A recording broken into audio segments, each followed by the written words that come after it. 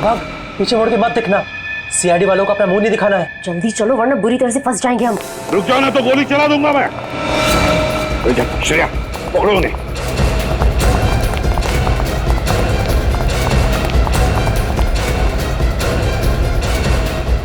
यहाँ क्या है?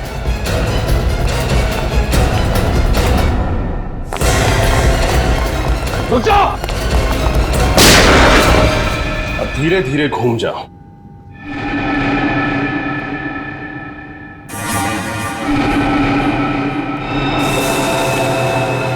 अरे ये तीनों टेबल पर ऐसे क्यों पड़े हैं? खून सिर के बीचों बीच गोली लगी है तीनों के। हाँ सर। हेलो रजत सर, ये इन तीनों के सिर में गोली मारी गई है। लगता है उन तीनों ने ही खून किया इनका। छोड़ो मत उन्हें, पकड़ो उन्हें। 3-3 खून कर दिए तुम लोग। क्या सोचा था हमसे बच के निकल जाओगे? खून? लेकिन हमने किसी का खून नहीं किया है। झूठ मत बोलो। कॉन्फ्रेंस रूम में पड़ी 3 लाशें गवाह हैं तुम्हारे जुर्म की। हम सच कह रहे हैं सर, हम यहाँ उनसे मिलने आए थे, उन्हें मारने नहीं। अगर आप लोगों ने किसी को मारा नहीं तो फिर भाग क्यों रहे थे? क्योंकि जिस मकसद से हम यहाँ आए थे वो तभी पूरा होगा अगर आप हमें पकड़े नहीं। जाने दें। कैसा मकसद? ये देखिए सर, ये रहा चेक और इसके ऊपर खून लगा हुआ है। सर वो तीनों तो चेक लेने के लिए आए थे, तो फिर चेक लिए बिना कैसे चले गए? वही तो, आए थे चेक लेने के लिए लेकिन चेक लेकर ही नहीं गए, और तो और साथ साथ इन तीनों का खून करके चले गए। ये कैसे हो सकता है? पंकज मिताली को लेकर आओ जल्दी। सर उन तीनों को पकड़ के रखा है। उन तीनों के नाम है मिंटू हसन, सुखी और मनप्रीत। श्रेया उन्हीं के पास है, लेकिन सर वो बार बार एक ही बात कह रहे हैं कि उन्होंने ये खून नहीं किए। मिंटू हसन, सुखी और मनप्रीत कह रहे खून नहीं किया। रजत, डॉक्टर तारिका को बुलवा लेते हैं और उससे इन तीनों की गन पाउडर टेस्ट करवाते हैं। पता चल जाएगा कितना सच बोल रहे कितना झूठ। सारे कमरे की अच्छी तरह से तलाशी लेते हैं, कुछ ना कुछ तो जरूर मिलेगा। चेक करो।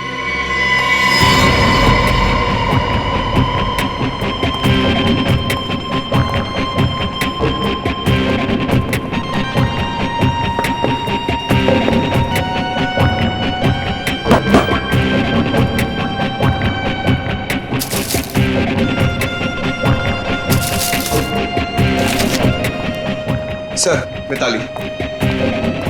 ये सब कैसे हो गया? किसने किया ये सब? मिताली बताओ, यहाँ इस कॉन्फ्रेंस रूम में आने के लिए क्या तुम्हारे पूरे स्टाफ को परमिशन लेनी पड़ती है? हाँ सर, जब भी कॉन्फ्रेंस रूम में मीटिंग होती है कोई भी बिना इजाजत के इस कमरे में तो क्या इस फ्लोर पर भी नहीं आ सकता।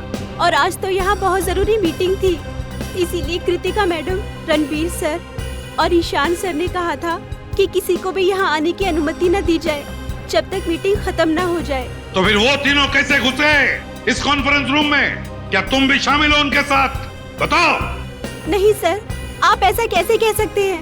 मैं भला अपने बॉसेस को क्यों मारूंगी? उन्हें तो कृतिका मैम ने परमिशन दी थी अंदर आने के लिए। सर पूरा कमरा छान मारा है, कहीं कुछ नहीं मिला। कुछ भी नहीं मिला? कुछ भी नहीं मिला इस कमरे में? है ना बड़ी अजीब बात। यहाँ इस कॉन्फ्रेंस रूम में आने के लिए और यहाँ से बाहर जाने के लिए सिर्फ एक ही दरवाजा है। यही दरवाजा है ना? हाँ सर। ये सब हुआ कैसे? कैसे हुआ ये सब? जब हम लोग यहाँ आ रहे थे तब ये तीनों भी, मिंटू हसन, सुखी और मनप्रीत, भागे जा रहे थे यहाँ से। क्यों? और वो भी बिना चेक लिए। सारा चक्कर क्या है? कुछ ना कुछ तो गड़बड़ जरूर है। सर, हाँ, ये भी तो हो सकता है कि इन तीनों ने एक दूसरे को मार दिया हो। नहीं पंकज, मुझे नहीं लगता ऐसा हुआ है। अगर ये तीनों एक दूसरे को मारते तो कोई ना कोई गन तो हमें मिलती। कोई ना कोई गन। नहीं नहीं नहीं नहीं नहीं, इस सारी गुत्थी का जवाब इन तीनों के पास है। मिंटू हसन, सुखी, मनप्रीत।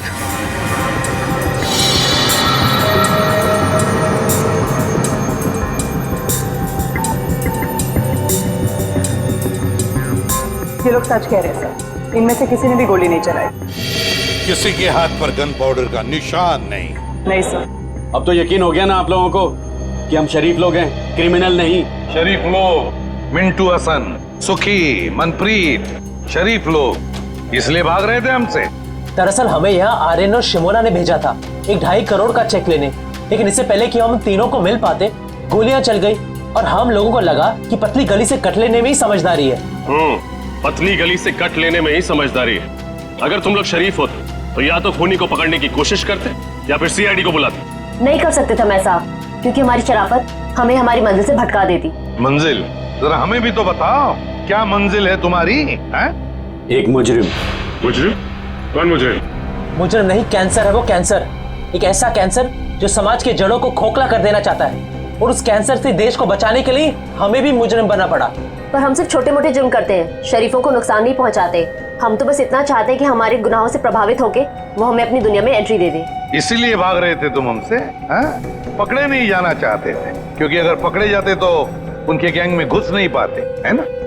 जी हाँ, क्योंकि अपने सारे काले धंधे सफेद चादर की आड़ में करता है, और जुर्म के दुनिया के कीचड़ की एक बूंद भी उसके पाप के महल को धाराशाही कर सकती है। इसीलिए हम नहीं चाहते थे कि हम आपके साथ पकड़े जाएं। लेकिन आप लोगों ने पकड़ ही लिया। ये शिमोना और आर्यन, इनका क्या संबंध है इस बात से?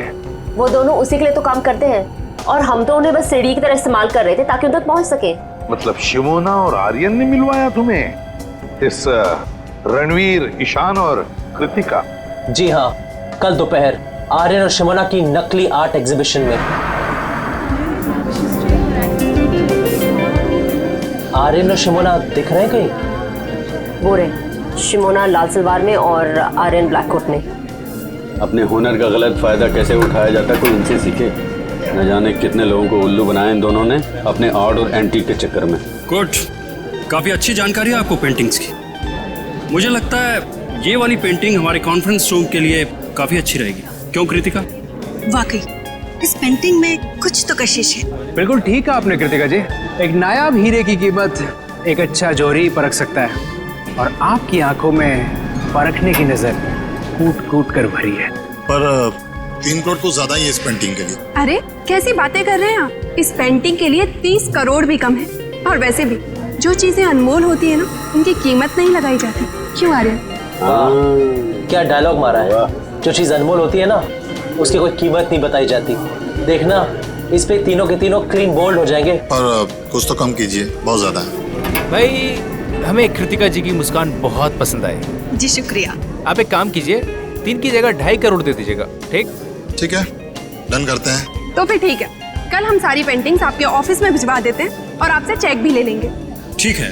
तो फिर बोलिए, कल कितने बजे तक कॉन्फ्रेंस रूम में आएंगे आप पेंटिंग्स देखने के लिए? 11 बजे सही रहेगा। 11 बजे मिलते हैं। Done. Done. Thank you.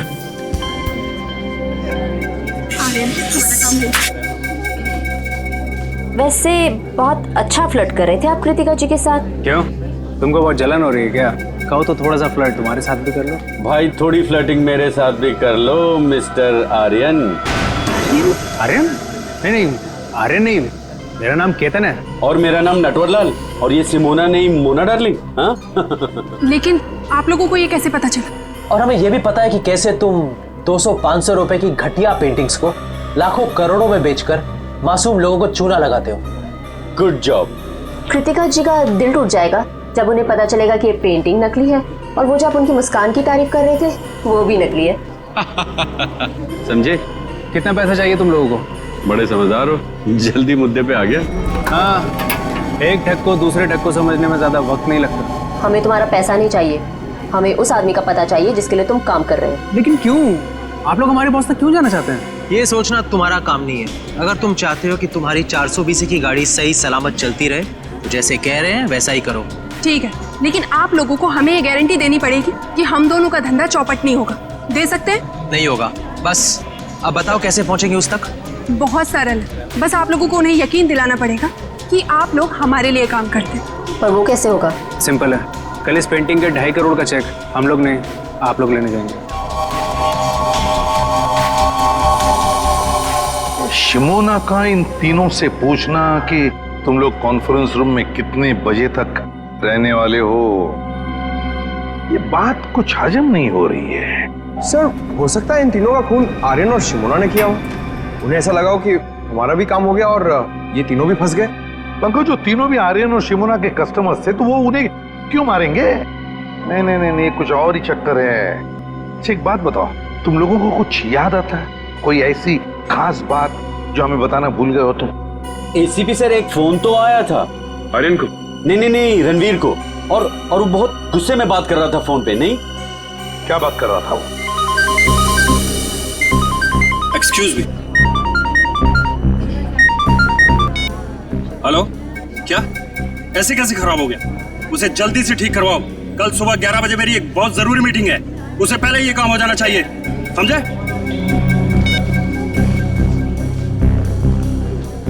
Mister Ranveer, या मेरी अभी अपने कारपेंटर से बात हो गई है।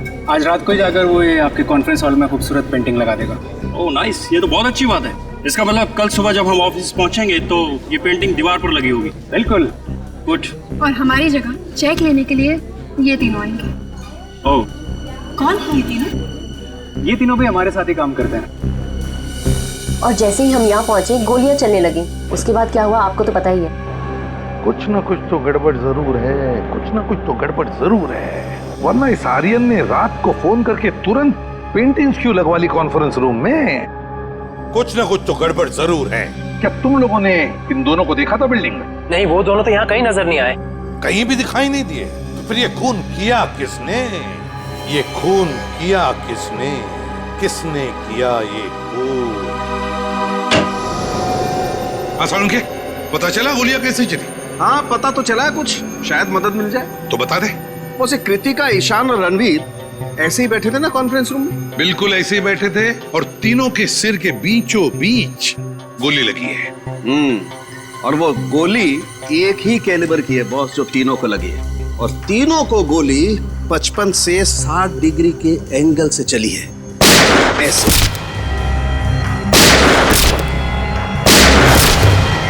यो मतलब गोलियां ऊपर से नीचे चली है। सर फिर तो खूनी को भी ऐसे ही किसी ऊंची चीज पर चढ़ना पड़ा होगा। तो क्या सर खूनी ने इन सब पर कॉन्फ्रेंस रूम की टेबल पे चढ़ के गोलियां चलाई होंगी? नहीं निखिल, कॉन्फ्रेंस रूम की टेबल पर चढ़कर कैसे गोलियां चलाएगा?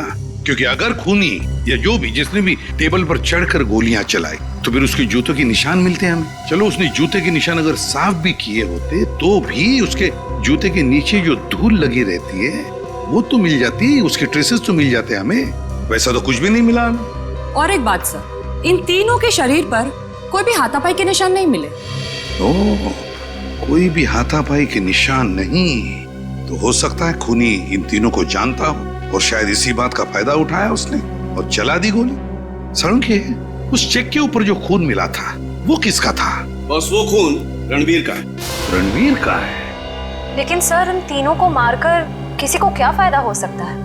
इन तीनों को मारकर किसी का क्या फायदा हो सकता है ये तो हम पता लगा ही लेंगे श्रेया। लेकिन पहले उस कॉन्फ्रेंस रूम में फिर से जाना होगा, फिर से देखना होगा कि गोली चली कैसे। ऊपर से कुछ ना कुछ तो है उस कॉन्फ्रेंस रूम में जो हमारी नजरों से छूटा है। इस कॉन्फ्रेंस रूम में जाकर फिर से अच्छी तरह से देखते हैं, अच्छी तरह से। तो तुम हो विशाल, इस कंपनी के चौथे और सबसे बड़े हिस्सेदार। जी सर। इन तीनों की मौत के बाद तो तुम कंपनी के मालिक बन गए हैं? जी सही कहा आपने। मुबारक। मिठाइयाँ लाए हो? मिठाई? सर मेरे पार्टनरों के साथ इतना बड़ा दुखद हादसा हुआ है और आप मिठाई खाना चाहते हैं? अब करोड़ों रुपए जो मिल गए तुम्हें और फिर कंपनी पूरी की पूरी तुम्हारी हो गई, नहीं? सर ये क्या कह रहे हैं आप? सर पैसा तो हाथ का मैल है, पर इंसान की जिंदगी पैसे से कहीं ज्यादा अनमोल है। इसी हाथ के मैल ने अच्छे अच्छे लोगों की नीयत को गंदा किया है मिस्टर विशाल। आज सुबह 11 बजे जब इन तीनों को गोली लगी, आप कहाँ थे? जी मेरे दांत में बहुत दर्द हो रहा था तो मैं डेंटिस्ट के पास गया। आप चाहें तो डेंटिस्ट से कंफर्म कर सकते हैं। नहीं नहीं, उसकी कोई जरूरत नहीं है। वैसे ये आपके दांत का दर्द ठीक है? अभी ठीक है। दांत का दर्द बहुत खराब होता है सर। मेरा डॉक्टर कहता है कि दिन में 2 बार ब्रश करना चाहिए, एक बार सोने के बाद और एक बार उठने से पहले। मेरे दांत देखो। डॉक्टर पंकज, आपका लेक्चर खत्म हुआ और आप जैसे आप सर मैं अब है कृतिका के हॉस्पिटल। ओ, क्या लगता है आपको? आपको किसी पर शक है? कौन कर सकता है ये? नहीं सर, मुझे किसी पे शक नहीं है, पर सर जिस किसी ने भी किया है ना उसे आप छोड़िएगा मत प्लीज सर। पता नहीं हो कृतिका के बिना मेरी जिंदगी कैसे कटेगी। मिस्टर अभय, हौसला रखिए, वक्त के साथ सब कुछ ठीक हो जाएगा। मुझे तो लगता है कि रणबीर सर की जान पहले से ही खतरे में थी। अच्छा, आपको ऐसा क्यों लगता है? सर, रणबीर सर ने शशांक और केदार के खिलाफ पुलिस में कंप्लेन की थी।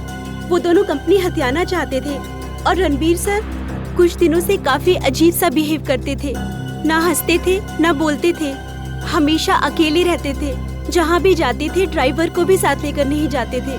जहाँ भी जाते थे अकेले जाते थे, अपने ड्राइवर को भी साथ में नहीं लेके जाता था। सर, सालुंके सर कह रहे थे ना कि गोली 55 से 60 डिग्री के एंगल में चली। गोली कहीं ऊंचाई से चलाई गई। लेकिन सर, इस सारी जगह को देख के तो नहीं लगता कि गोली ऊंचाई से चली। सर, मेरी समझ में एक बात नहीं आ रही है। अगर कोई किसी को गोली मारेगा तो खड़े खड़े सामने ऐसे मारेगा, टेबल पे चढ़ के गोली क्यों मारेगा सर? सर, कहीं ऐसा तो नहीं कि गोलियां किसी चीज के अंदर से चली थी? हो सकता है, बिल्कुल हो सकता है श्रेया, बिल्कुल हो सकता है। इस कॉन्फ्रेंस रूम का कोना कोना छान मारो, एक एक इंच देखो, कोई भी चीज हमारी नजरों से छूटनी नहीं चाहिए, कोई भी चीज।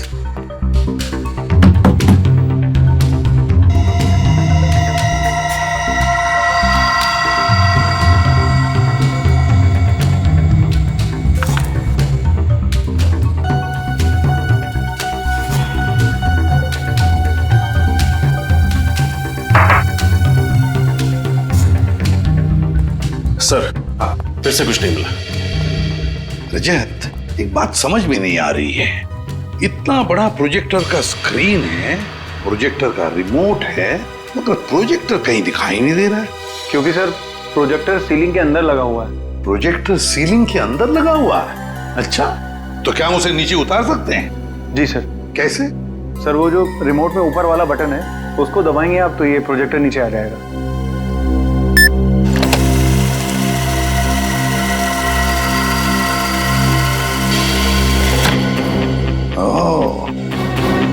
तो ये बात है, प्रोजेक्टर ऊपर सीलिंग के अंदर। विशाल जी, एक बात बताइए, ये रणवीर, ईशान और कृतिका, ये तीनों भी क्या मीटिंग के वक्त इन्हीं कुर्सियों पर बैठते थे या कहीं पर भी? जी हाँ सर, जब भी हम मीटिंग लेते थे कॉन्फ्रेंस हॉल में, ये तीनों इन्हीं जगहों पर ही बैठते थे। इन्हीं 3 कुर्सियों पर बैठते थे। रजत, उतारो इस प्रोजेक्टर को नीचे, खोलो।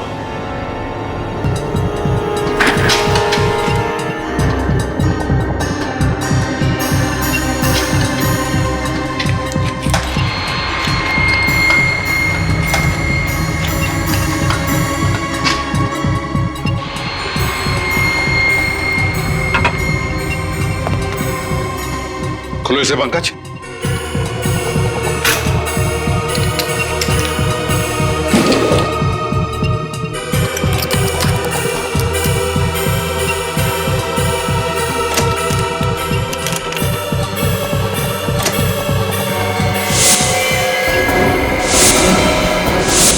वाह रे वाह, इसमें तो गन फिट की गई है। प्रोजेक्टर के अंदर गन लगा के रखी है। मतलब खूनी जानता था कि ये तीनों सब इन्हीं कुर्सियों पर बैठते थे।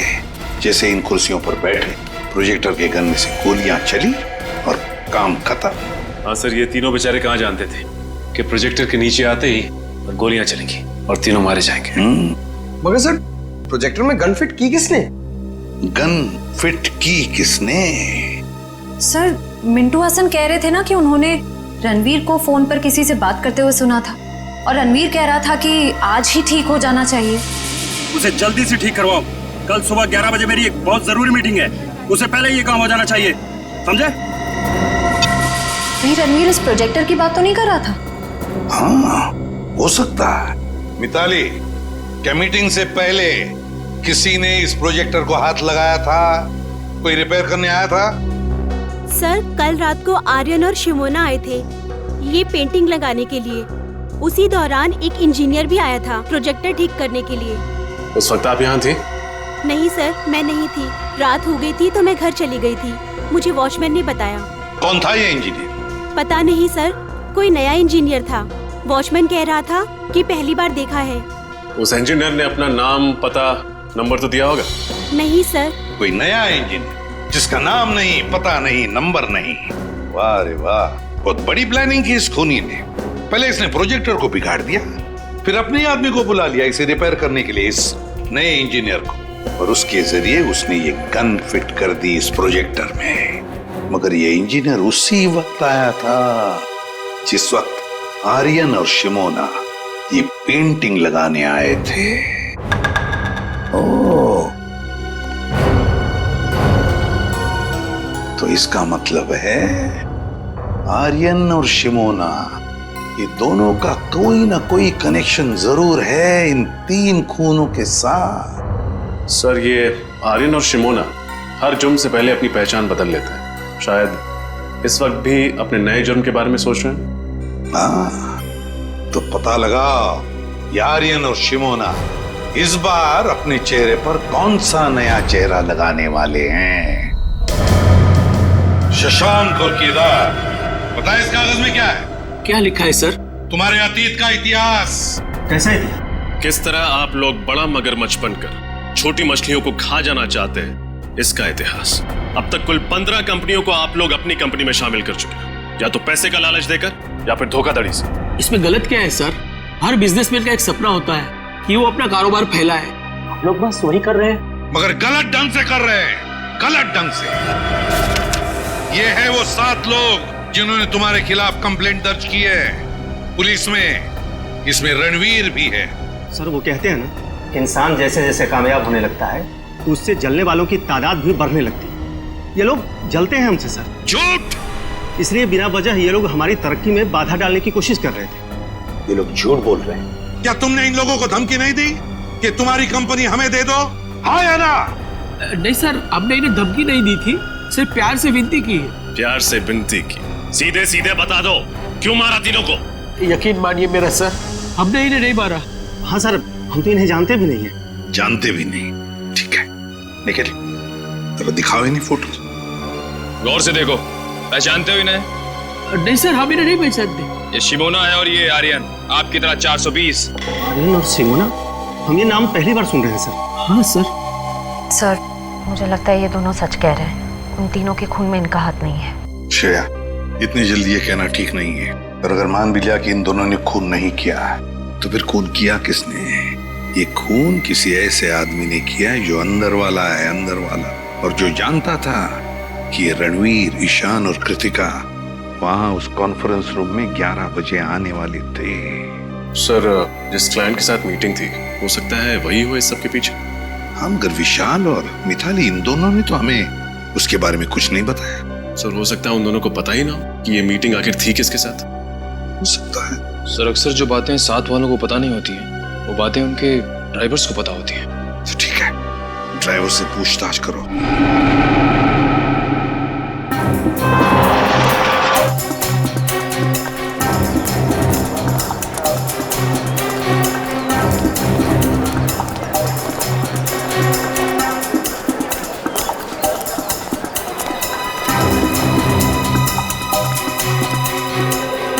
एक्सक्यूज मी, मैं सीआईडी से इंस्पेक्टर सचिन हूँ।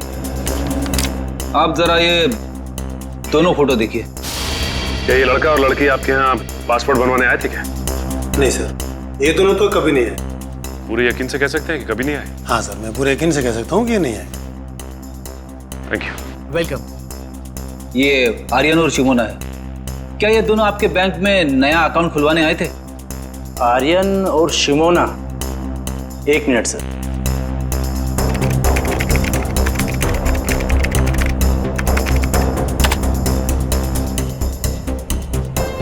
नहीं सर, इन्होंने हमारे यहाँ कोई अकाउंट नहीं खुलवाया है। कोई बात नहीं, ये मेरा कार्ड है।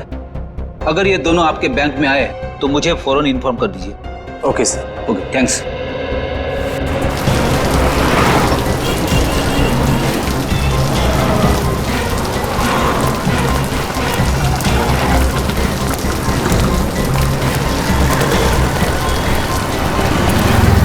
सर, कहीं हमारी तहकीकात की राह गलत तो नहीं है? शायद इस बार आर्यन और शिमोना ने कोई नया अकाउंट खुलवाया ना हो। नहीं फ्रेडी, ऐसा नहीं हो सकता। आर्यन और शिमोना का जुर्म गणित की गिनती की तरह है। जिस तरह से 3 से पहले 2 का आना तय है, उसी तरह शिमोना और आर्यन का बैंक अकाउंट खुलवाना तय है। एक काम करते हैं, आगे के बैंक चेक करते हैं। चलो। मैनेजर साहब। जी कहिए। हम लोग सीआईडी से। सीआईडी? जी हाँ, सीआईडी। जरा इन फोटो को गौर से देखिए। ये आर्यन और शिमोना, क्या ये आपके बैंक में अकाउंट खुलवाने आए थे? ये दोनों? हाँ, ये दोनों हमारे अकाउंट खुलवाने आए थे, लेकिन आपको कोई गलतफहमी हो रही है। इनका नाम आर्यन और शिमोना नहीं, रवि और सपना है। क्या? रवि और सपना? जी हाँ। ये दोनों 420 इतने धड़ल्ले से अपने नाम बदल रहे जैसे हर शुक्रवार को सिनेमा हॉल में फिल्म बदलती रहती है। अच्छा, ये उनकी डिटेल्स देख सकते हैं? जी एक मिनट। हाँ वीरेन, उस फाइल में से रवि और सपना की डिटेल्स लेकर आना। हाँ।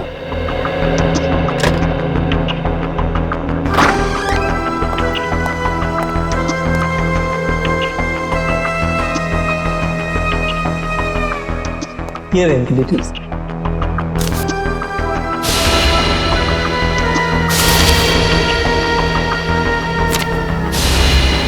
सारे जरूरी कागजात और डॉक्यूमेंट्स वगैरह दिख रहे हैं। हाँ, अकाउंट खुलवाने के लिए जो भी कागजात जरूरी होते हैं वो इन्होंने दिए थे, और हमने इन्हें चेक भी किया था, बिल्कुल सही थे। और तो और हमारी एक टीम इनके घर भी जाने वाली है एड्रेस वेरिफिकेशन के लिए। Address verification? एड्रेस तो यही बताया था ना उन लोगों ने। Yes sir.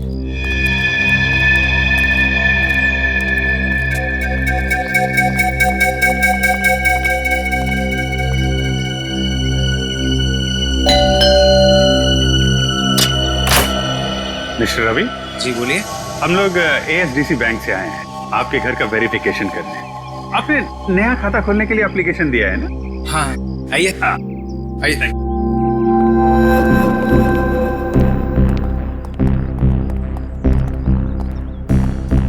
बहुत बढ़िया घर बनाया आपने सर। अच्छा, सपना मैम है ना, उनके भी सिग्नेचर्स लगेंगे। अच्छा हाँ, सपना सपना। क्या हुआ रवि? बड़े अच्छे कलाकार हैं आप लोग। आर्यन को रवि और शिमोना को सपना बुलाते हैं। मतलब? आप लोगों का खेल खत्म हो चुका है मिस्टर आर्यन और मिस शिमोना। कौन हो तुम लोग और हमारा असली नाम कैसे जानते हो? अरे भैया सुनो, जिस स्कूल में तुम पढ़ते हो ना, उसके हम लोग हेडमास्टर्स रह चुके हैं, और तुम्हारे जैसे 420 हमारे जेब में लेके घूमते हैं हम लोग। देखो देखो, मुझसे पंगा मत लो, बहुत खतरनाक आदमी हूं मैं। सीआईडी से खतरनाक तो नहीं हो सकते ना? सीआईडी? अरे कहाँ जा रहे?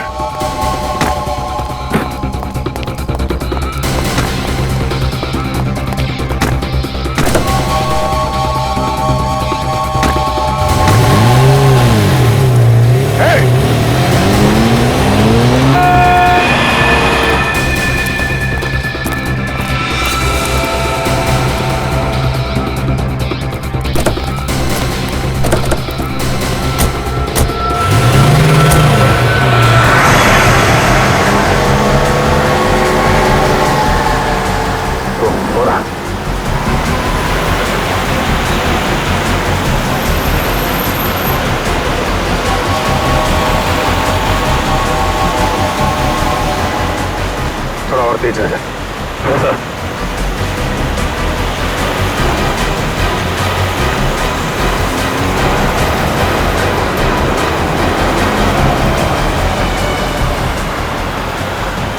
ओवरटेक कर।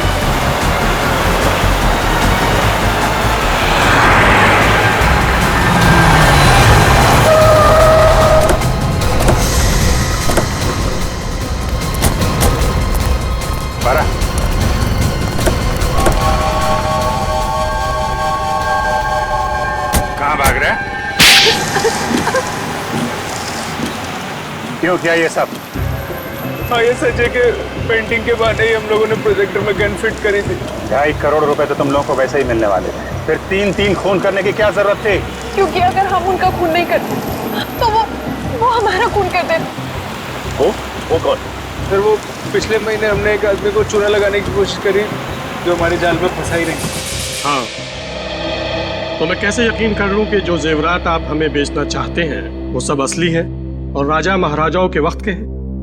अगर आपको हमारे ऊपर यकीन नहीं तो ये रहा उसका प्रमाण पत्र। ये मिस्टर अभिमन्यु, उस राजघराने के वारिस, उनका नाम और नंबर इसी में।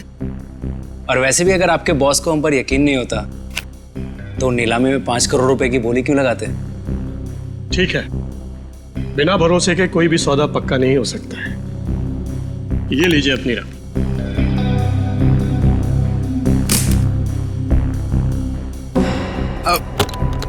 Thank you. शुक्रिया। Thank you. हेलो, क्या? अरे पकड़ो इन्हें! अरे सब नकली है! अरे जेवरात नकली है, पकड़ो!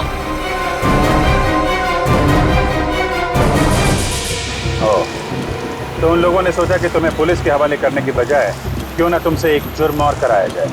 सर, हम तो खून करने के बारे में सोच भी नहीं सकते। हम लोगों से पैसे ले, उनकी चाहने नहीं लेते। खून करने से इतना ही परहेज था तो क्यों साथ दिया उन लोगों का? सीआईडी के पास आना चाहिए था तुम लोगों को। कहाँ पकड़े गए थे तुम दोनों? सर वो होटल रिज में। Hotel ridge?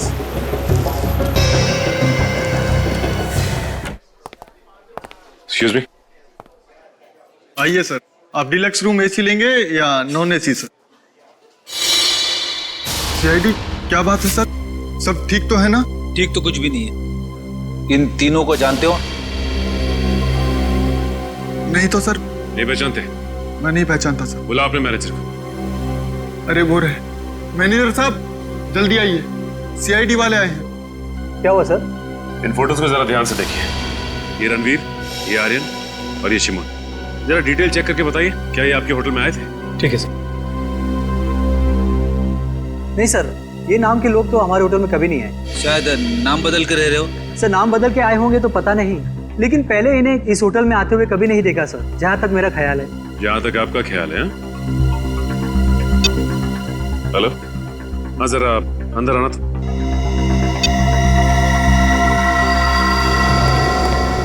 हाँ सर।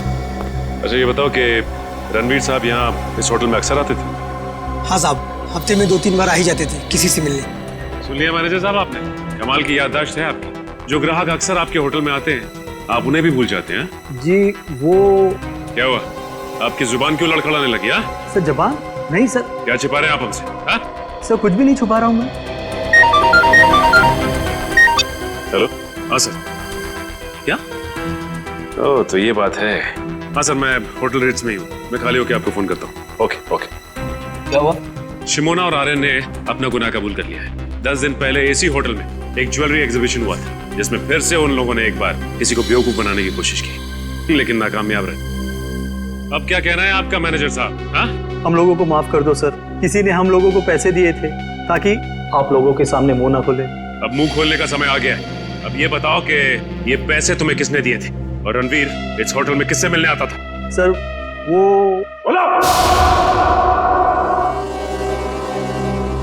निखिल, इस वॉचमैन को ठीक तरह से समझा दिया है ना? हाँ सर, समझा दिया, लेकिन थोड़ा डरा हुआ है। सर ये जो कोई भी है जो आर्यन और शिमोना को फंसा रहा है, बहुत चालाक है। वो खुद तो कभी सामने नहीं आया, उसने अपना सारा काम अपने स्टाफ के जरिए करवाया। हाँ श्रेया, पर अब इस चेहरे का मुखौटा ज्यादा देर तक नहीं रहेगा। बहुत जल्द हम इसके जुर्म के खेल का पर्दाफाश कर देंगे। सर नाम लिया और मुजरिम हाजिर।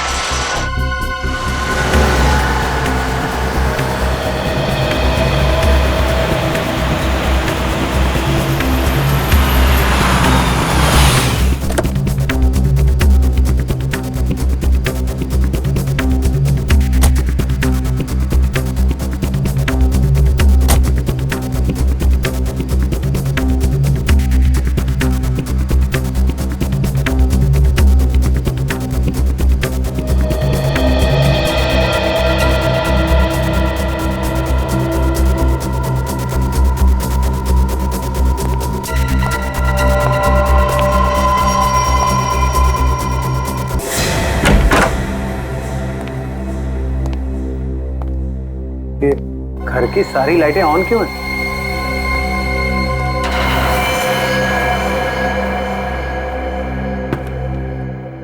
कौन है? नीचे आओ। अरे क्या हाल है विशाल भाई, कैसे हो? दांत का दर्द कैसा है? मैंने कहा था ना आपको 2 बार ब्रश करना सोने के बाद उठने से पहले। तुम यहाँ क्या कर रहे हो? क्या आप मुझे यहाँ देख के खुश नहीं है?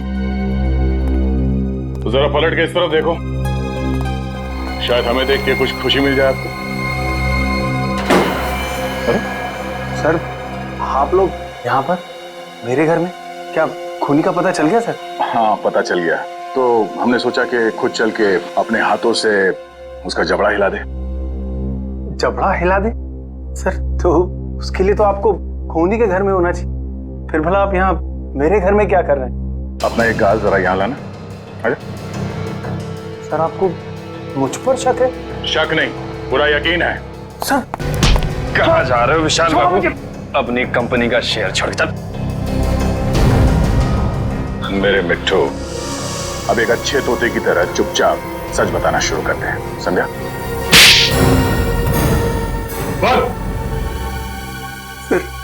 सर ये सच है कि मैंने रणवीर, ईशान और कृतिका के खून में साथ दिया था, और सर मैंने उनके खून की साजिश नहीं रची थी सर। तुमने नहीं रची? नहीं सर। तो फिर किसने रची? मुझे नहीं मालूम सर वो कौन है, मैं उससे कभी मिला भी नहीं सर। सर वो हमेशा अपने वकील को भेजता था मुझसे बात करने के लिए।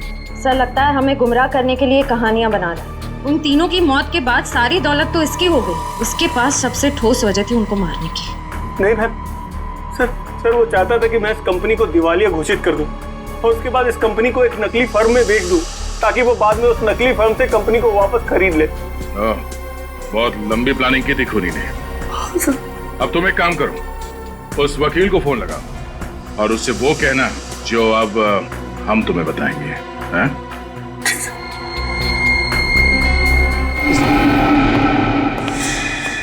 विशाल, आखिर कौन सी ऐसी जरूरी बात थी जो तुम इस अनजान जगह पे कर रहे हो? अगर तुम चाहते तो ये बात ऑफिस में भी हो सकती थी। सुरेश जी बात बहुत जरूरी थी, इसलिए मुझे आपको यहाँ बुलाना पड़ा।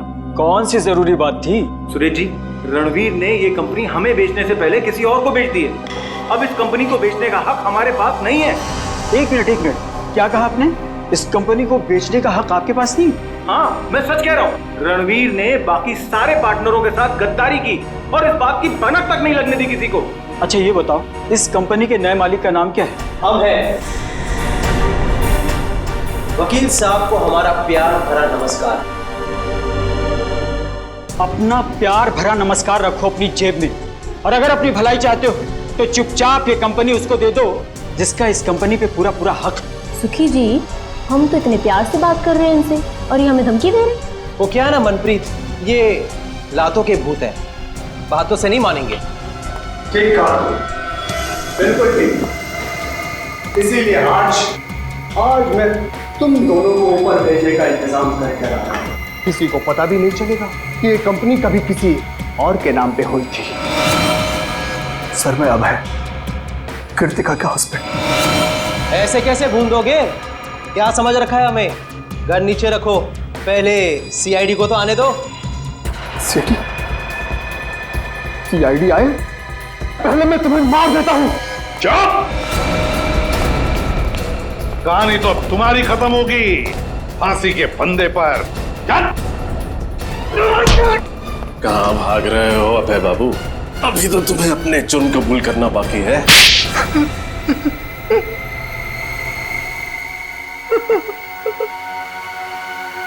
तीन खून करके पेट नहीं भरा तो और 2 खून करने चले थे, हाँ? और खून करूंगा मैं, और करूंगा। जो भी मेरे और मेरी कंपनी के बीच में आएगा वो सबको मरना पड़ेगा। गद्दारी की थी मेरी पत्नी कृतिका ने मेरे साथ। कैसी गद्दारी? मैंने कृतिका, ईशान और रणवीर को पार्टनर बनाया था अपनी कंपनी में, ताकि वो तीनों मेरी मदद कर सके बिजनेस में, पर उन तीनों ने मिलकर मेरा ही पत्ता काट दिया मेरी कंपनी से। और ये विशाल जिसे मैंने लाया था, इसका हिस्सा मुझसे भी ज्यादा है मेरी कंपनी में। और इसलिए तुमने विशाल को अपने साथ मिला लिया और प्लान बनाया रणवीर, ईशान और कृतिका को मारने का, है ना? क्यों विशाल? फिर तुमने आर्यन और शिमोना की मदद ली और कॉन्फ्रेंस रूम के प्रोजेक्टर में वो मैकेनिज्म फिट कर दिया और ये बेचारे तीनों के तीनों मारे गए।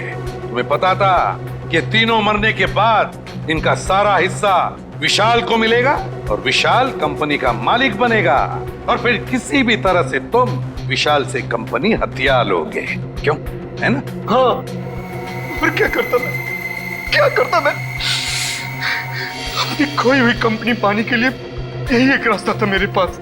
पर अफसोस अभय जी, तुम्हारा ये रास्ता फांसी के फंदे पर जाके खत्म होता है, फांसी के फंदे पर। और विशाल तुम भी नहीं बच सकते, क्योंकि मुजरिम का साथ देने वाला भी उतना ही बड़ा मुजरिम होता है। ले जाओ इनको। चलो सर मुझे माफ कर दीजिए सर, मुझे माफ कर दीजिए सर। चलो सर मेरे कुछ नहीं है सर, मुझे माफ कर दीजिए। केस तो सॉल्व हो गया। हाँ रजत, ये केस तो सॉल्व हो गया, मगर वो तीनों कहाँ हैं? मिंटू, हसन, सुखी, मनप्रीत, उन तीनों ने भी बहुत मदद की हमारे इस केस में। पता नहीं कहाँ है सर, उनकी कोई खबर ही नहीं। अच्छे बच्चे बता रहे थे मंजिल के बहुत करीब पहुंचने वाले हैं। 26 तारीख बजाते रहो अच्छे बच्चे, तो 26 तारीख को बजाते रहो। मिंटू, हसन, सुखी और मनप्रीत बजाते रहो।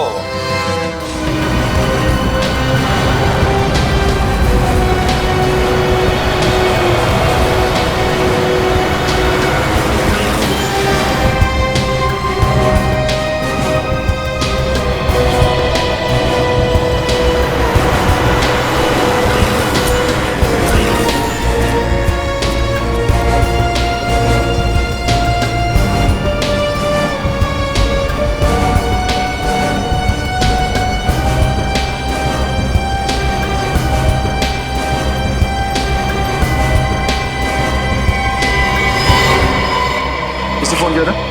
यस सर, मैंने फोन किया था सर। क्या बात है? सर एक्चुअली मैंने एक आदमी को यहाँ से भागते हुए देखा सर। उसके कपड़ों में खून लगा हुआ था और उसके साथ एक मासूम बच्चा भी था सर। वो इस रास्ते से भागा हुआ है सर। अच्छा, उसे जाने क्यों दिया? लोग इतने सारे लोग थे, पकड़ा क्यों नहीं उसे? सर हमने तो पूरी कोशिश की उसे रोकने की, पर उसके हाथ में चाकू था। और उसके हाथ में चाकू देख कर आप सब डर गए? हाँ नहीं सर, उस वक्त हमें बच्चे की फिक्र थी। उसके हाथ में चाकू था और वो बहुत गुस्से में था, इसलिए हम लोग पीछे हट गए सर। सर उस बच्चे की जान को तो खतरा है। चलो उस गली में चल के देख। सर एक मिनट सर, मैंने उस आदमी और बच्चे की फोटो अपने मोबाइल पे ली है, ये देखिए। वेरी गुड, जरा मेरे मोबाइल पे भेजना ब्लूटूथ से। जी sir. Thank you, thanks a lot.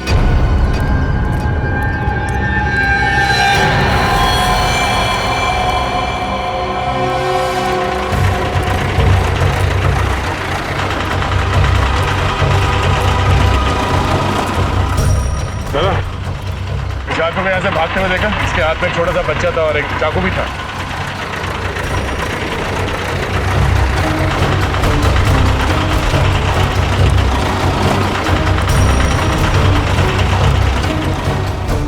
पूर्वी, जरा उस दुकान वाले से पूछना। सर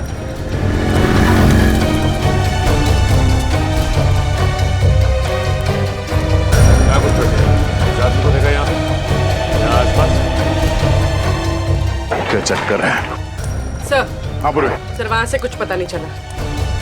कमाल है, किसी ने इस आदमी को नहीं देखा, उस बच्चे को नहीं देखा, गया कहाँ है? सर कहीं ये आदमी बच्चे को लेकर छुप तो नहीं गया? हो सकता है। इतनी भीड़ क्यों है यहाँ पे? क्या हो रहा है? प्लीज हटिए जरा, हटिए हम लोग सीआईडी से, प्लीज।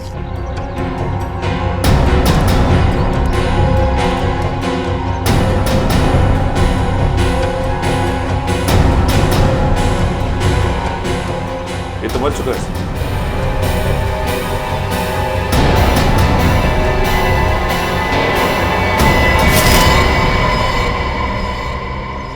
ये देखिए सर, चाकू पड़ा हुआ है यहाँ पे। चाकू? जरा पलटो से।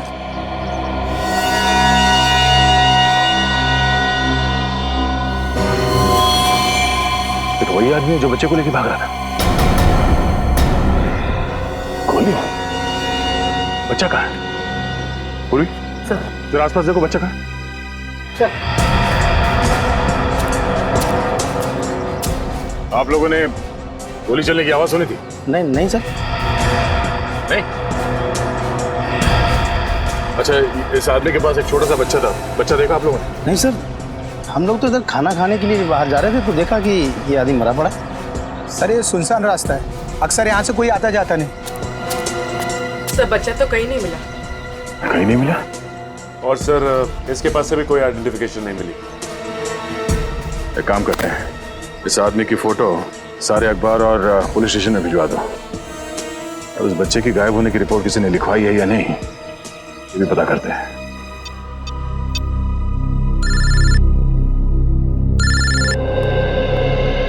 अरे तुम्हें ही फोन लगा रहा था, क्या हुआ? कुछ पता चला उस बच्चे के बारे में? नहीं अभिजीत, किसी भी पुलिस स्टेशन में उस बच्चे की मिसिंग होने की कोई रिपोर्ट लिखवाई नहीं गई है। कमाल है, कैसे माँ बाप है, बच्चे की जरा भी फिक्र नहीं है। सर मरने वाले आदमी का कोई रिकॉर्ड नहीं है हमारे पास। अच्छा अभिजीत, हो सकता है मरा हुआ आदमी इस बच्चे के माँ बाप को अच्छी तरह से जानता हो, शायद कोई रिश्तेदार हो उनका, और इसीलिए माँ बाप निश्चिंत है कि उनका बच्चा इस आदमी के पास सुरक्षित है। हो सकता है, पर उनको क्या मालूम कि बेचारे की मौत हो गई है और बच्चा गायब है। सर ये रोनी थे, जिस आदमी का खून हुआ है उसके बारे में कुछ बताना चाहते। क्या जानते हैं आप उस आदमी के बारे में? सर उसका नाम पुनीत था, वो मेरा बहुत ही अच्छा दोस्त था सर। हम आपके दोस्त को तो वापस नहीं ला सकते, पर उसके खूनी को पकड़ के उसे सजा जरूर दिलवा सकते हैं। करता क्या था ये पुनीत? सर वो एक बीपीओ में काम करता था। अच्छा, पुनीत ने कभी आपसे बताया कि उसे किसी से कोई खतरा था? नहीं सर, खतरे के बारे में तो कभी कुछ नहीं बताया उसने। अच्छा, उसके बारे में कुछ और बता सकते हैं आप? किससे मिलता था, कहाँ जाता था, कोई अजीब बात? सर रात को तो वो बीपीओ में काम करता था, लेकिन दिन में भी वो कुछ तो करता था, क्योंकि जब भी हम फिल्म के लिए या लंच के लिए उसे बाहर हम बुलाते थे वो हमेशा हमें ना कर देता था। क्या करता था दिन में ये? सर हमने पूछा, लेकिन वो कभी इस बारे में कुछ कहा नहीं हमें। अजीब आदमी। ये पुनीत दिन में जाता कहाँ होगा? पुनीत के साथ एक छोटा सा बच्चा भी था, उसके बारे में कुछ बता सकते हैं? बच्चा? नहीं सर, पुनीत की तो शादी भी नहीं हुई थी। शायद उसके किसी रिश्तेदार का हो। नहीं सर, पुनीत का इस शहर में कोई रिश्तेदार नहीं था। रहता कहाँ था ये पुनीत?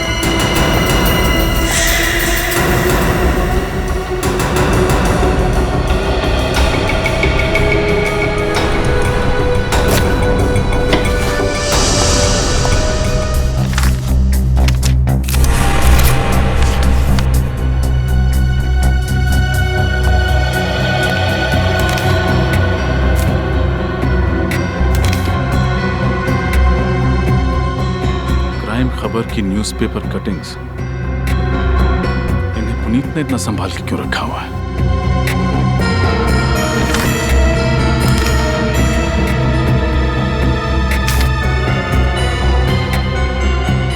What?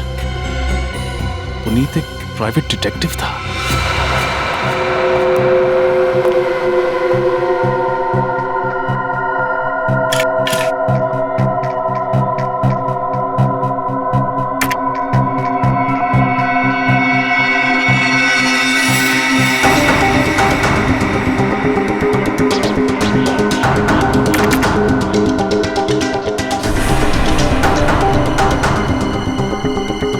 ये फोटोज यहाँ क्या कर रहे हैं?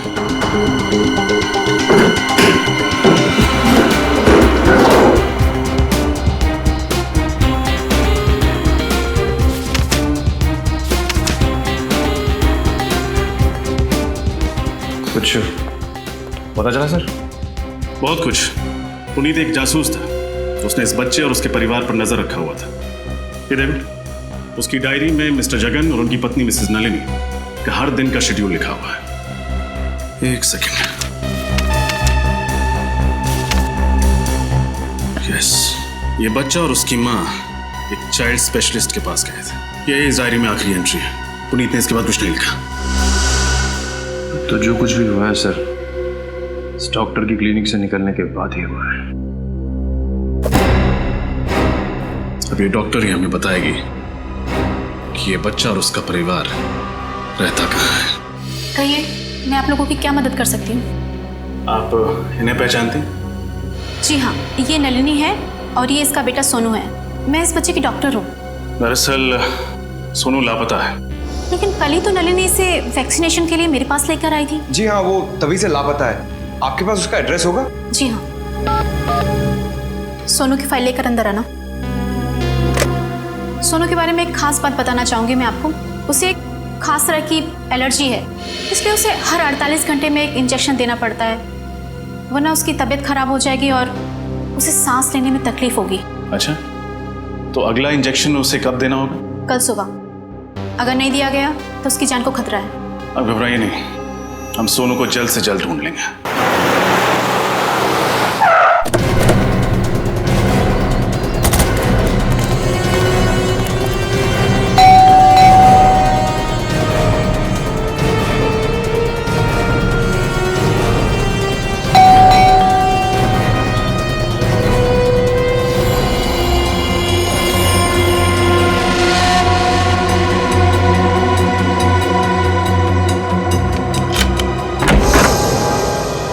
कौन है आप लोग? आपको किससे मिलना है? सीआईडी। हमें मिस्टर जगन और नलिनी जी से मिलना है। वो लोग हैं घर पे? क्या हुआ? कुछ नहीं सर, वो ये आप अंदर इंतजार कीजिए, मैं मैडम को बुलाता हूँ मैं।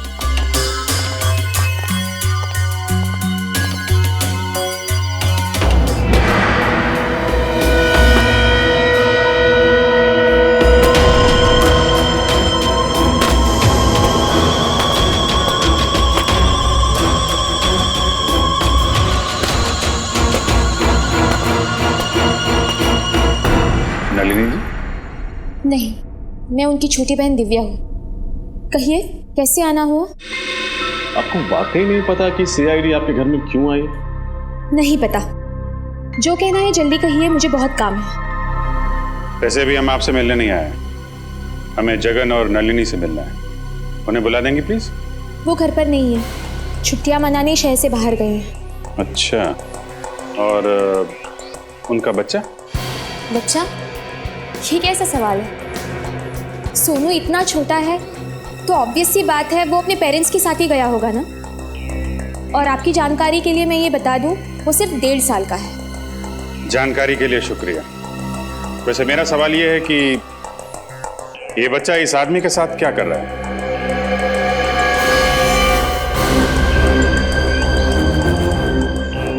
मुझे नहीं पता ये बच्चा कौन है, और इस फोटो में तो बच्चे का चेहरा साफ से दिखाई भी नहीं दे रहा है। और आप कह रहे हैं ये सोनू है? प्रोफाइल में उसका चेहरा साफ साफ दिखाई दे रहा है और आप मासी होकर भी पहचान नहीं पा रही। मैंने कहा ना ये सोनू नहीं है। अच्छा,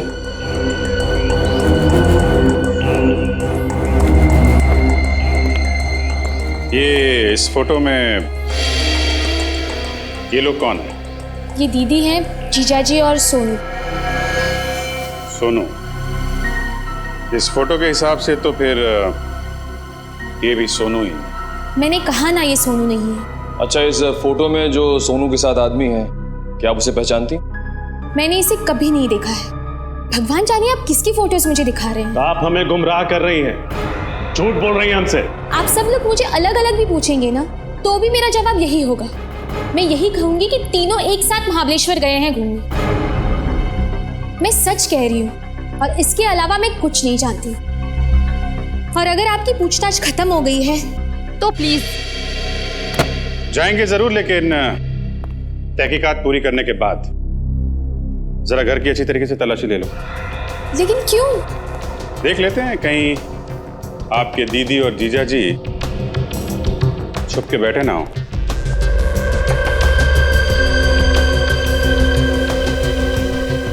सर घर में कोई नहीं है। अंदर कोई नहीं है सर। सर घर पे कोई नहीं। वैसे जगन जी और नलिनी जी महाबलेश्वर गई कैसे? अपनी गाड़ी से। नंबर क्या है गाड़ी का? X042312। ओके निखिल, ये नंबर सारे टोल नाके और आरटीओ में भेज दो। देखो किसी ने इस गाड़ी को महाबलेश्वर जाते हुए देखा है क्या? अगर आप लोगों की पूछताछ खत्म हो गई हो तो मेहरबानी करके प्लीज। लगता है बहुत जल्दी में हैं आप। फिलहाल तो अभी हम लोग यहाँ से जा रहे हैं, लेकिन बहुत जल्द आपसे मुलाकात होगी।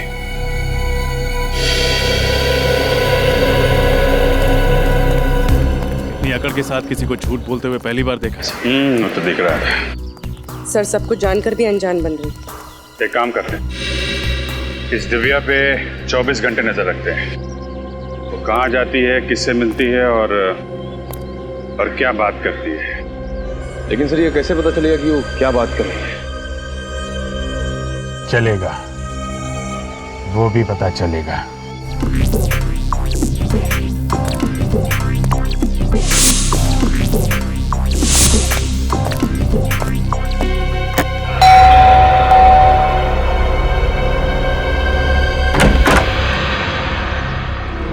वणक्कम जी। Why I am younger? What? My name. हम टेलीफोन एक्सचेंज से आते हैं। फोन रिपेयर होना? हमारा फोन बिल्कुल ठीक चल रहा है। नहीं नहीं ना अम्मा, ये ना अभी बारिश होना ये सारे एरिया, पूरे एरिया का फोन हिल है, वो तो प्रॉब्लम होना मेरे को।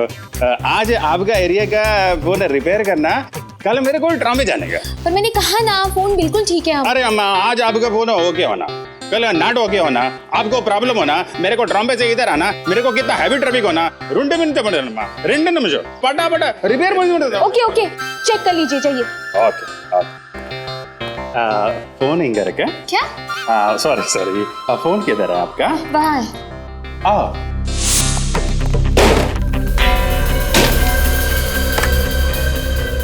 हेलो, राम राम। चलो फटाफट करो अपना काम अभी। फटाफट। अयो माँ, हमारा बचपन में फटाफट नाम का हाजमे का गोली होता, एकदम खट्टा मीठा। हम बचपन में कुछ भी खाता, हाजमे का गोली खाता, फटाफट सुबह एकदम फ्रेश। क्या? चुपचाप काम करो अपना। नहीं, हम तो काम कर रहे हैं, हमका क्या है, हम तो गारमेंट का आदमी है। गारमेंट माने पब्लिक, पब्लिक माने आप, हम आपका आदमी। क्या क्या बकवास कर रहे हो? अरे तो वो नहीं, मेरा मतलब अयो सर्वेंट है, पब्लिक सर्वेंट। आप भी ना। हमें वैसे अपना बॉडी और फोन का बॉडी सेम, एकदम सेम। जैसा फोन के अंदर वायर होता ना, रेड ग्रीन व्हाइट ब्लैक का, वैसे अपना बॉडी के अंदर वायर होना, रेड ग्रीन व्हाइट ब्लैक का। वायर को अलग अलग रखने का, नहीं तो क्या होता है, शॉर्ट सर्किट हो जाता है। हो गया? चलिए प्लीज जल्दी कीजिए। वाके वाके वाके। थैंक यू, चलिए अब। Okay okay. अम्मा बर्फ होना? मंगवा लूंगी, चलिए please. Okay okay okay okay, काम हो गया।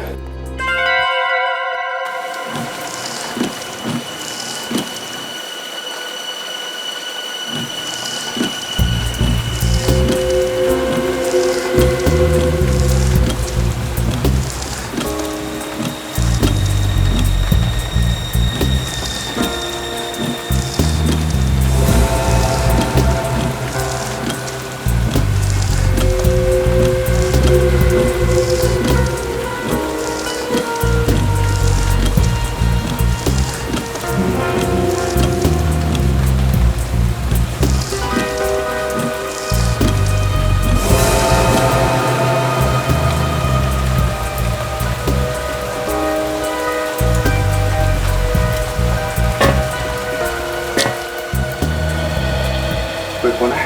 नहीं सर।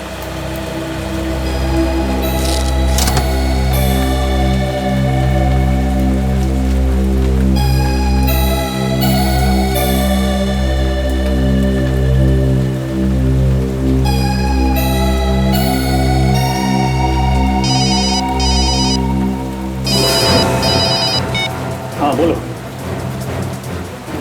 अरे नहीं, ऐसी खबर का कोई फायदा नहीं। अपने कान नाक आंख सब अच्छी तरह खुले रखो, समझे? सर मेरे खबी का फोन था, बच्चे के बारे में कुछ पता चला? नहीं सर, बच्चे के बारे में कोई जानकारी नहीं है। और सर, जिस इंजेक्शन की उसको जरूरत है वो भी किसी केमिस्ट शॉप से बेचा नहीं गया। My God. डॉक्टर के मुताबिक वो इंजेक्शन उस बच्चे को कल सुबह तक लगना बहुत जरूरी है।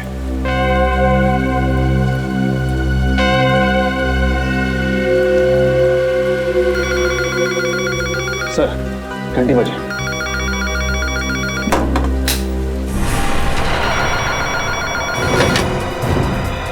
हेलो।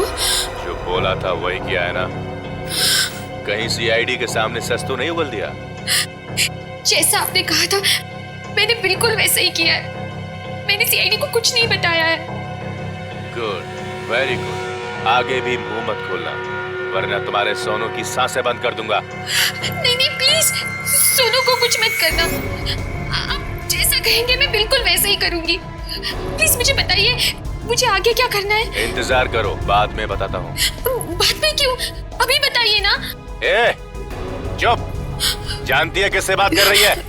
मुझे ऑर्डर देगी तू? सॉरी पर प्लीज सोनू को वो दवाई का इंजेक्शन जरूर देना। हर 48 घंटे में उसे इंजेक्शन देना बहुत जरूरी है। प्लीज कल सुबह तक एक रिक्वेस्ट है प्लीज। मुझे मत सिखा मुझे क्या करना है, समझी? लेकिन उसे वो इंजेक्शन नहीं दिया तो उसकी जान को खतरा है। प्लीज मेरी बात। Hello hello hello.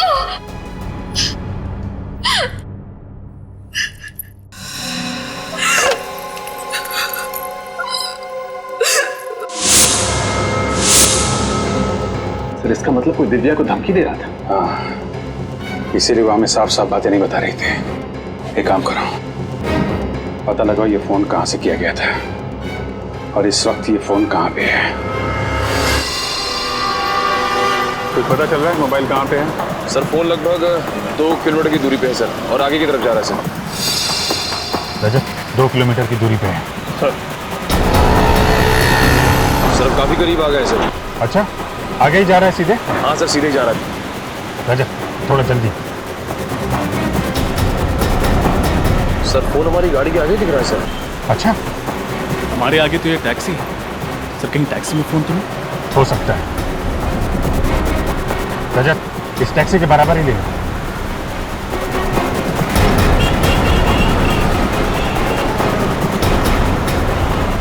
Sir phone का सिग्नल बराबर में चल रहा है सर।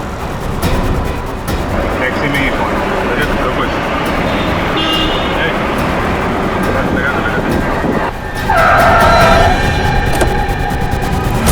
अरे क्या प्रॉब्लम क्या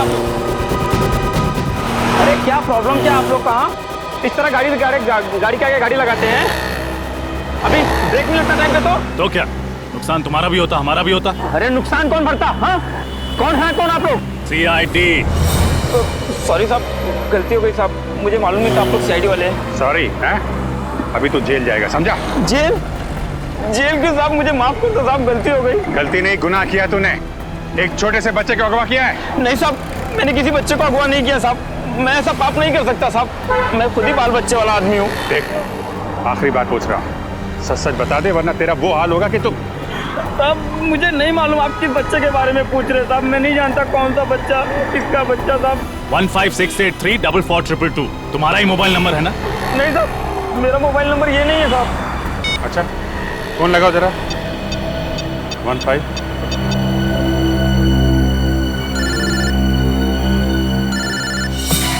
सर फोन तो गाड़ी में बज रहा है।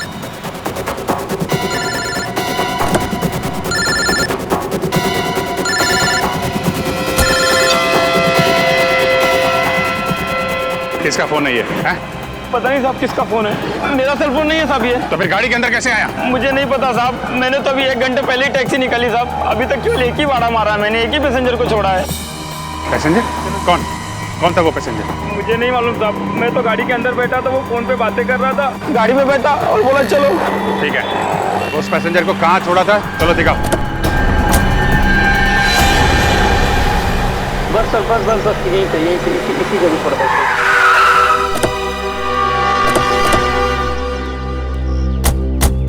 साहब उस आदमी को यहीं पर छोड़ा था मैंने। क्या? यहीं पर छोड़ा था। ये रास्ता तो आगे मर्द जेट्टी की तरफ जाता है। हो सकता है वो आदमी जेट्टी पकड़ के दूसरी तरफ चला गया। नहीं निखिल, अगर जेट्टी की तरफ जाना होता तो जेट्टी पे उतरता। यहाँ पे क्यों आता है? यहाँ अंदर देखते हैं।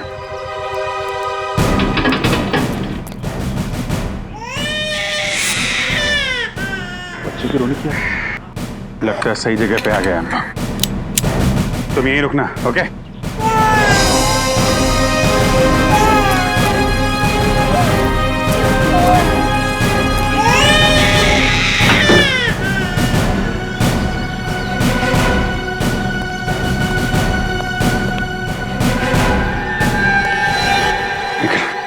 नीचे जाके देखो कोई दूसरा दरवाजा है क्या अंदर जाने का।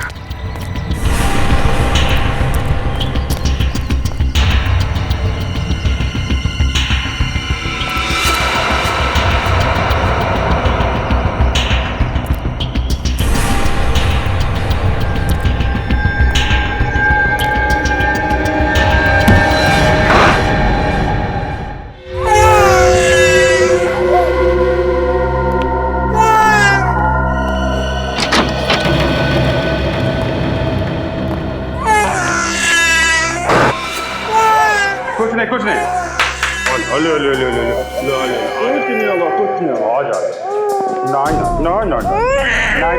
दोनों मर चुके हैं सर। मगर ये लोग हैं कौन? जरा टैक्सी वाले को बुला के ला। सर।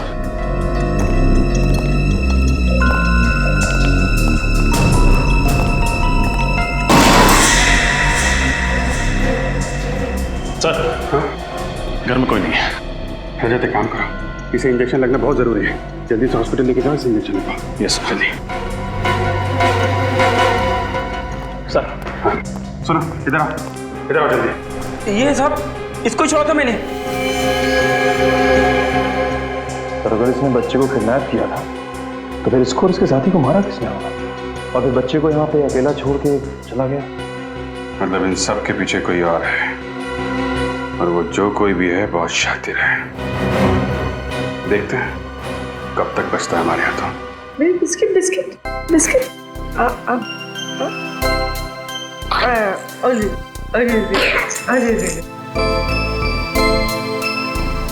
कितना प्यारा बच्चा है सर ये।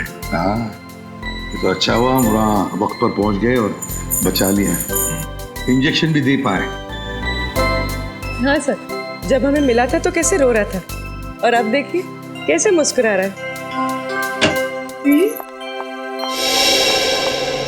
सोनू, सोनू, सोनू मेरा बच्चा।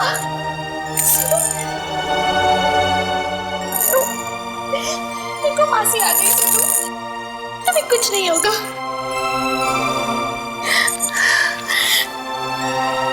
सर, आपका बहुत बहुत प्यार है मुझ पर। क्या मैं इसे घर लेके जा सकती हूँ? नहीं दिव्या, सोनू की जान को खतरा है, इसलिए तुम उसे ले नहीं जा सकती। खतरा?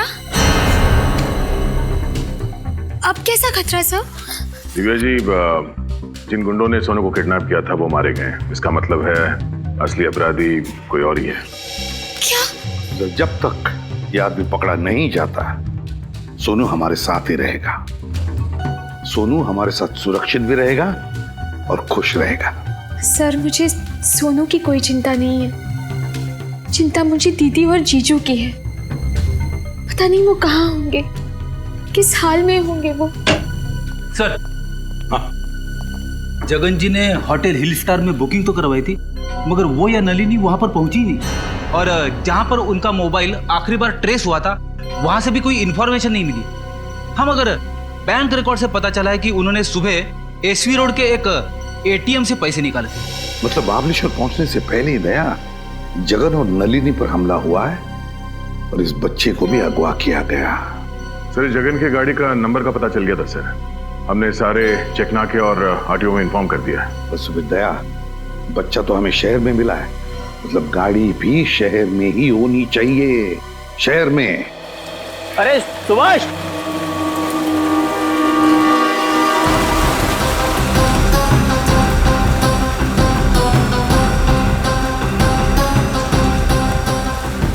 क्या हुआ? अरे यार, ये गाड़ी है ना जो कल सुबह से खड़ी है, कोई लेने नहीं आया है? 2 दिन हो गए। हाँ, और ये गाड़ी यहीं पे खड़ी है। यार मुझे लगता है पुलिस को फोन करना चाहिए। हो सकता है गाड़ी में कोई बम हुआ तो। हाँ कर दे, पुलिस को फोन कर दे।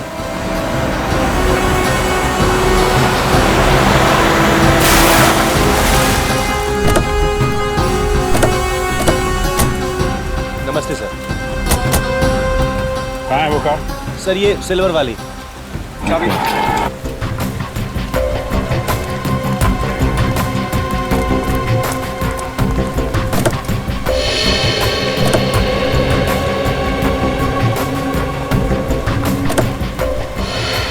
सर माय गॉड, ये तो वही औरत है जिसका बच्चा गायब है, नलिनी। सही तो जिंदा है, सांसें चल रही हैं। अगर एम्बुलेंस को फोन करो, जल्दी से हॉस्पिटल पहुंचाना है। कौन लेके आया था ये गाड़ी? सर एक आदमी आया था। कौन था, जानते हो उसे? सर चेहरा सही से आदमी है सर। अकेला था या साथ में कोई और भी था? अकेला सर। सर जगन अपनी पत्नी नलिनी और बच्चे के साथ घर से निकला था, तो फिर अकेले कहाँ गायब हो गया? वही तो। एक काम करो, दिव्या को फोन करके हॉस्पिटल बुला लो। Yes sir.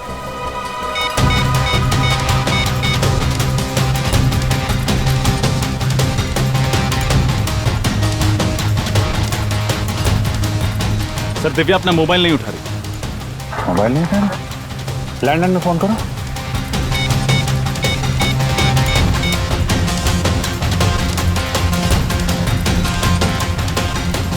सर अपना लैंडलाइन भी नहीं उठा। सर कहीं दिव्या की जान को खतरा तो नहीं? हो सकता है। अरे ये क्या हो रहा है?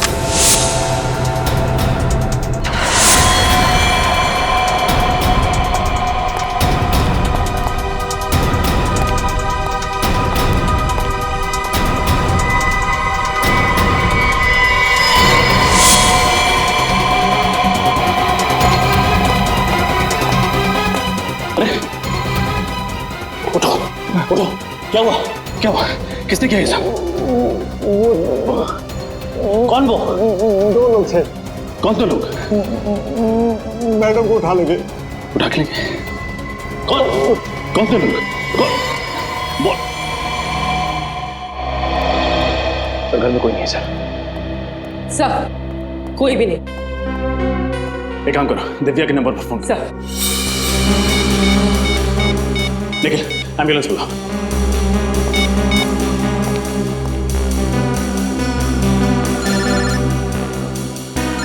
सर दिव्या का फोन तो यही कहीं बज रहा है।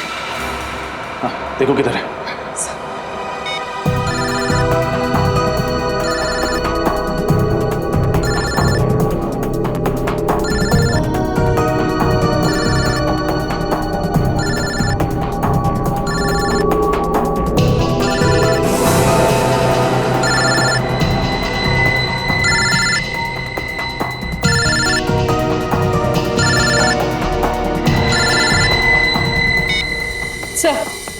सर ये रहा दिव्या का फोन।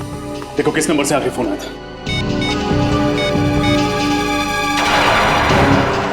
सर आखिरी नंबर तो जगन का है। जगन? जगन का फोन 1 घंटे पहले? सर लगभग उसी वक्त हम लोग जगन को फोन ट्राई कर रहे थे, लेकिन उसका नंबर नॉट रीचेबल आ रहा था। जगन का फोन ट्रैक करके उस तक जल्द से जल्द पहुंचना होगा।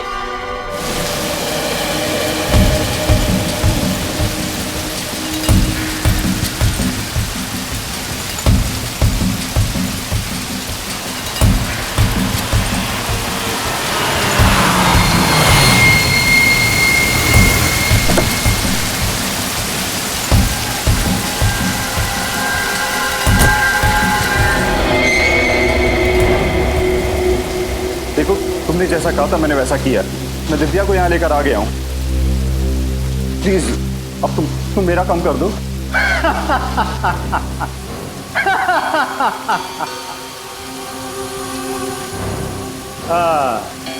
बहुत अच्छे जगन, बहुत अच्छे। मुझे पता था कि तुम दिव्या को साथ लेकर यहाँ जरूर आओगे, क्योंकि तुम्हारे पास और कोई रास्ता नहीं था। हाँ? देखो तुम मेरी मजबूरी का फायदा मत उठाओ प्लीज। मेरा बच्चा मुझे वापस कर दो। मैं तुम्हारे हाथ जोड़ता हूँ, तुम्हारे पैर पड़ता हूँ, प्लीज मेरा बच्चा मुझे वापस कर दो। उसने क्या बिगाड़ा है तुम्हारा? बस यही देखना चाहता था। तुझे मारने से पहले मेरे सामने ऐसे गिड़गिड़ाते हुए देखना चाहता था। कितना सुकून मिला मुझे। हाँ? अब जैसे ही दिव्या को होश आ जाएगी मैं उसकी सारी गलतफहमियां दूर कर दूंगा। सिर्फ तेरी वजह से मुझे अपनी पत्नी से इतने दिनों तक दूर रहना पड़ा। तूने फंसा था ना मुझे?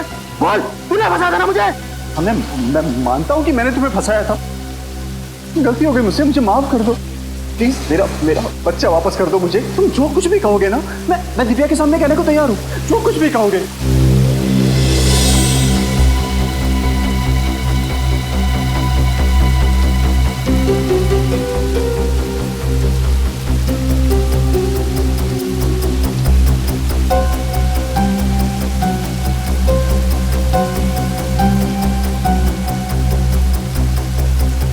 जीजा जी,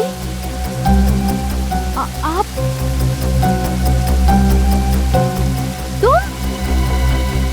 तुम्हारे हाथ में ये गन क्या कर रही है? ये सब तुमने किया रोनित? हाँ दिव्या, ये सब मैंने किया, लेकिन ये सब मैंने सिर्फ तुम्हारे लिए किया। तुम्हारे जीजा जी की सारी सच्चाई तुम तक लाना बहुत जरूरी था मेरे लिए। सच्चाई? कैसे सच्चाई? दिव्या, कंपनी में 14 लाख का जो घोटाला हुआ था वो मैंने नहीं, जगन ने किया था। तो मैंने कंपनी में कभी किसी लड़की को नहीं छेड़ा था। ये सब काम इसने किया है। सारा काम करने के बाद जब इसे लगा कि ये पकड़ा जाएगा, तब इसने सारा इल्जाम मुझ पर डाल दिया ताकि तुम्हारे सामने गलत साबित मैं हूँ और ये बच जाए। पर ये सब साबित करने में तुमने सोनू की जान खतरे में क्यों डाली? वो तो अच्छा हुआ कि सोनू सीआईडी वालों को मिल गया। क्योंकि अब मेरे पास इससे सच्चाई उगलवाने का और कोई रास्ता नहीं था। जीजा जी, ये जो भी कह रहा है वो सच है? नहीं, बिल्कुल झूठ बोल रही है। अरे ये गुमराह करना चाहता है तुमको, जबरदस्ती मुझसे कहलवाना चाहता है कि इसने कुछ नहीं किया। मगर एक बात मैं गारंटी के साथ कह सकता हूँ कि 1 साल पहले जो कुछ भी हुआ है ना, ये सब इसी ने किया। अरे इसी ने किया है। झूठ! अरे इतनी जल्दी तो गिरगिट भी रंग नहीं बदलता जितनी जल्दी तू बदल रहा है। तुझे इस दुनिया में रहने का कोई हक नहीं है, कोई हक नहीं है। जो जाए चुपचाप वहां खड़ा रहे। बहुत शौक है गोली चलाने का है? अपना बदला पूरा करने के लिए एक मासूम बच्चे को परेशान किया तूने।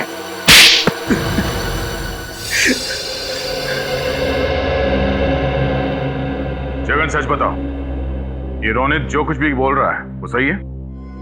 हा? एक और झूठ बोला ना तुमने तो समझ लेना।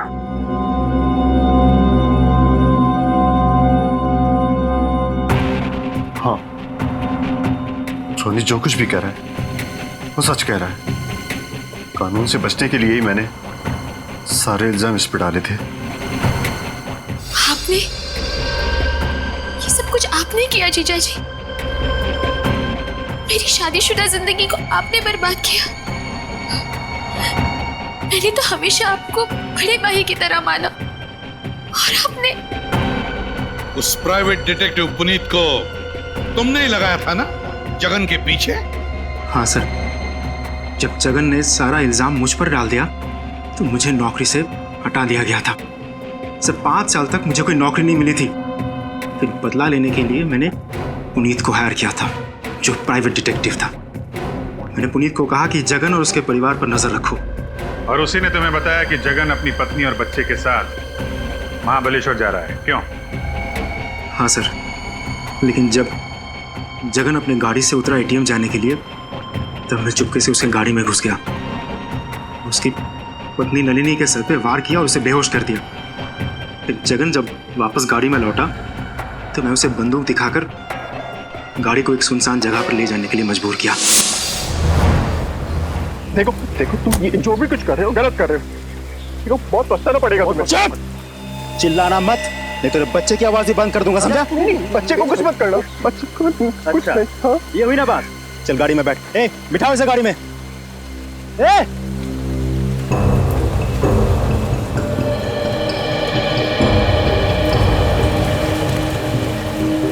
ये क्या हो रहा है रोनित जी? किडनैपिंग। क्या? यस। लेकिन आपने तो मिस्टर जगन और उसके परिवार पर नजर रखने के लिए कहा था। आपने किडनैपिंग के बारे में कुछ नहीं कहा था मुझे। तुम्हें तुम्हारे काम के पैसे मिले हैं ना, जाओ आप। भाई मेरे बच्चे को बचा लो, मेरे बच्चे को बचा लो। अच्छा, तू बचाएगा बच्चे को? तू बचाएगा? हाँ मैं बचाऊंगा इनके बच्चे को। दो बच्चा इधर। अरे मुंह क्या देख रहा हो? पकड़ो इसे, बाहर डालो।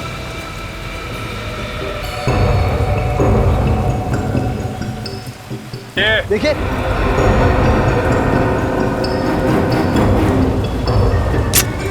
गोली मार दूंगा इसको। जगन छोड़ चाकू से छीन। पुनीत बच्चे को लो। नहीं छीनो। नहीं पुनीत बच्चे को छीनो। गोली मार दो। बोल पुनीत भाग जा। भागो तुम लोग उसके पीछे। लेकिन पुनीत को मारने की वजह क्या थी? क्योंकि उसे मेरी असलियत पता चल गई थी। मुझे जगन का बच्चा किसी भी हालत में चाहिए था, वरना मेरा प्लान बिगड़ जाता। तो रास्ते में तुमने पुनीत को मार डाला और उससे उस बच्चे को छीन लिया। फिर क्या किया तुमने? सर मैंने बच्चे को अपने गुंडों के पास रखा। जब तक बच्चा मेरे पास था, जगन मेरी मुट्ठी में था। मैं चाहता था कि जगन खुद अपने मुंह से दिव्या को सारी सच्चाई बताए, लेकिन उससे पहले ये सीआईडी टीम पहुंच गई और मुझे अपने आदमी को ही मारना पड़ा। बच्चे को लेकर तुम फरार होने वाले ही थे, मगर उससे पहले हम लोग वहां पहुंच गए। हाँ सर, लेकिन जगन को ये नहीं पता था कि उसका बच्चा मेरे पास नहीं बल्कि सीआईडी की हिफाजत में है। मैंने जगन को मजबूर किया था कि वो दिव्या को खुद लेके यहाँ आए, ताकि अगर सीआईडी उसे पकड़ ले तो दोषी वो साबित हो और ये इल्जाम अपने ऊपर ले लेता, क्योंकि इसे गलतफहमी थी कि इसका मासूम बच्चा तुम्हारे कब्जे में है। अपनी बेगुनाही साबित करने के लिए तुमने न जाने कितनी जिंदगियां बर्बाद की, नन्ही सी जान को अगवा किया, दिव्या नलिनी पर हमला करवाया, पुनीत का खून किया। तुम्हें तो फांसी के सिवा और कोई सजा नहीं मिल सकती, सिर्फ फांसी। इस तरह के और भी एपिसोड देखने के लिए हमारे चैनल को सब्सक्राइब करें और बेल आइकन दबाना ना भूलें।